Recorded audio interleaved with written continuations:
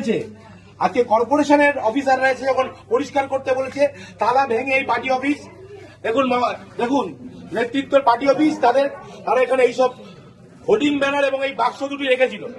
আজকে এখানে তালা ভেঙে এখানকার কর্মচারীরা, এখানকার সাফাই কর্মচারীরা, এখানকার অধ্যাপকদের অনুমতি নিয়ে এগুলো উদ্ধার করেছে। আপনারা দেখুন কি পরিমাণ টাকা, 100 টাকা 500 টাকার বান্ডিল উই পোকায় খেয়েছে।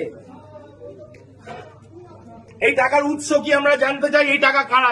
দিনের পর দিন এই কলেজে যারা দুর্নীতি করেছে, এই কলেজে যারা দিনের পর দিন ধরে দুর্নীতি করেছে, এই কলেজে দিনের পর দিন যারা টিচিং স্টাফদের ঠকিয়েছে, প্রফেসরদের সঙ্গে গুন্ডামি করেছে, তাদের প্রত্যেকের টাকা এটা।